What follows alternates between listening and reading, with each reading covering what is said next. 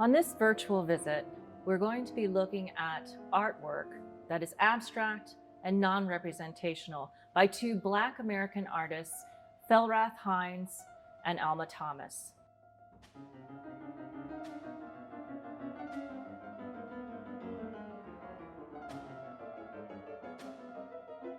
Many times when we're talking about modernism in the past, we would focus on what was happening in Europe, specifically around the First and Second World Wars. They still faced racial discrimination.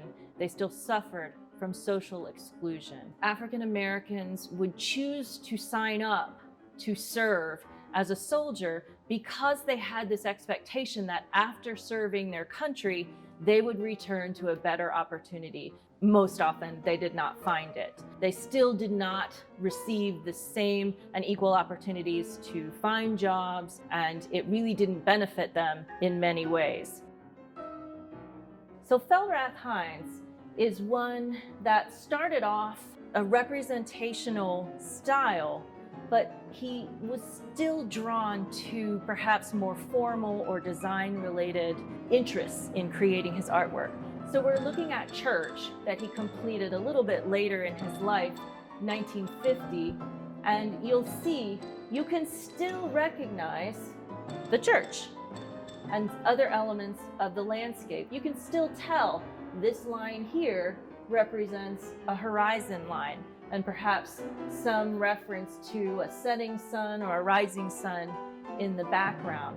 But the decisions that he's making are coming from perhaps things that he's learning from books or trips to museums where he might be seeing some of the Cubists and what they were trying to do in representing buildings or landscapes from multiple perspectives all at the same time. So you have these dark lines that he was often known for during this period of work that create the contour around many of the shapes, but then down here in the background you'll see he loses those black contour lines and it's just one field of color placed next to the other. What is happening between the shift of one color and another? And that starts to really inform his future works. Eventually you'll see much straighter, harder lines between two different tonalities of the same color, or maybe two different colors at the same time. So what you're looking at here is almost a representation of an object that you would often see in African American paintings, that is the church, and that because it's the symbol of their culture in many ways. So I wanted to bring you to Alma Thomas and Blue Abstraction. This painting is an example of some of the color field work that Hines would have been exposed to while he was being a conservator. The choice of colors really was a formal decision. She was very inspired by nature. Her choice of colors would have been something that existed in nature, and then she just used it to make formal decisions. Part of her composition might have needed this heavy horizontal and this strong vertical of blue.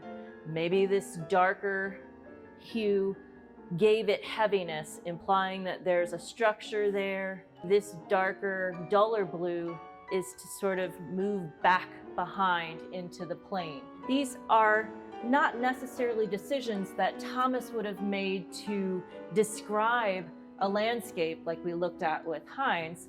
This was all something that psychologically would have made sense to Thomas as she was designing two-dimensional canvas. To create artwork that is completely non-representational. It has no reference to any recognizable story. During the Civil Rights era, there was this almost mandate for African American artists to use their work to combat stereotypes or elevate the African American person or story, bring it to our attention. So during that period of time, she suffers from social exclusion for being African American, but she's also suffering from exclusion because she's a woman.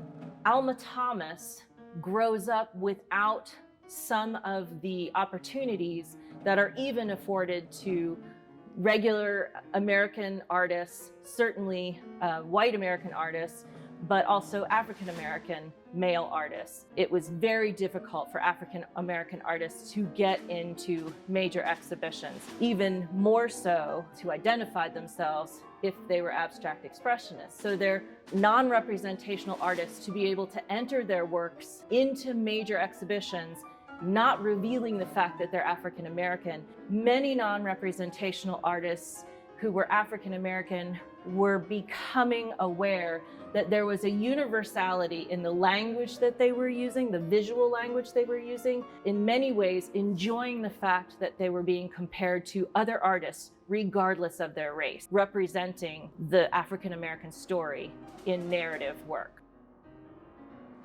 Thank you for taking this virtual visit to the Susquehanna Art Museum and the Modernists, Witnesses of the 20th Century. For more information on any upcoming programs at the museum or for exhibitions currently on view, please visit our website, www.susquehannaartmuseum.org.